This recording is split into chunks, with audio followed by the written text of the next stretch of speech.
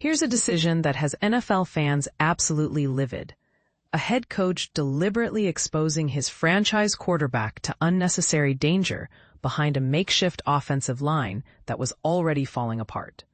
Cincinnati's head coach Zac Taylor found himself at the center of a firestorm Tuesday morning after what many are calling a reckless decision during Monday night's matchup against Washington.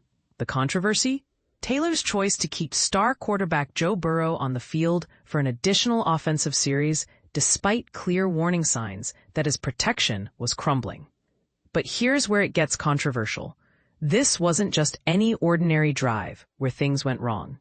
This was a calculated risk that many believe crossed the line from competitive strategy into dangerous negligence. A sequence of events that sparked outrage began when Burrow's second series concluded with a risky scramble attempt that nearly resulted in a safety. A clear indicator that the pocket protection was non-existent and the quarterback was already in survival mode. Any reasonable observer might expect a coaching staff to recognize this red flag and adjust accordingly. Instead, Taylor doubled down on his decision to keep his most valuable player exposed to harm. For those unfamiliar with NFL dynamics, here's why this situation was so problematic. When an offensive line is compromised due to injuries, quarterbacks become sitting ducks in the pocket. Smart coaching typically involves either running more conservative plays, implementing quicker passing concepts, or in extreme cases, pulling key players to prevent catastrophic injury during meaningless situations. Taylor chose none of these options. The third drive became even more concerning when the coaching staff inserted rookie Jalen Rivers at the guard position, a player who had spent most of his time learning the tackle position. This meant placing an inexperienced player operating outside his comfort zone, directly responsible for protecting Burrow's blind side.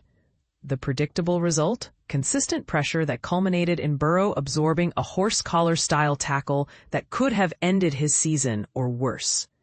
And this is the part most people miss. The Bengals actually managed to score on that drive, which some might argue justifies Taylor's decision. But here's the million-dollar question.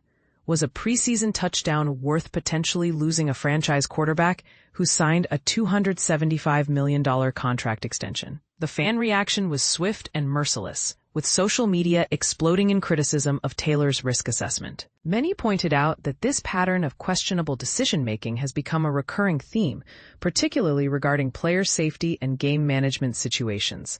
This controversy raises bigger questions about coaching philosophy in today's NFL. Should coaches prioritize winning every single snap, even in exhibition games, or should player preservation take precedence? The answer might seem obvious to most observers, but Taylor's actions suggest a different perspective entirely. What makes the situation even more frustrating for Cincinnati supporters is the context surrounding their team's current vulnerabilities. The offensive line has been identified as their most significant weakness, and recent injuries have only made this problem worse.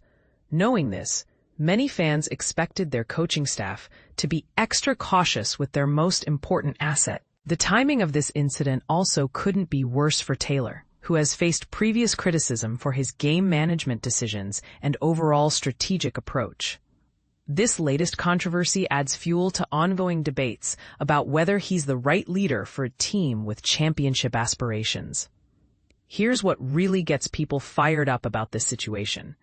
If Burrow had suffered a serious injury on that unnecessary third series, Taylor's decision would have been remembered as one of the most reckless coaching choices in recent memory.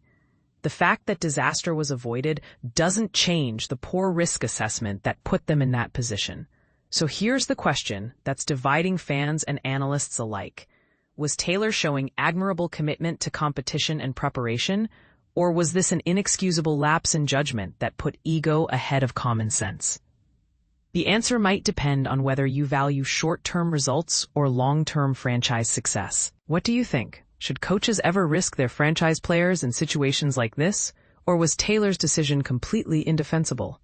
Share your thoughts, because this debate is far from over.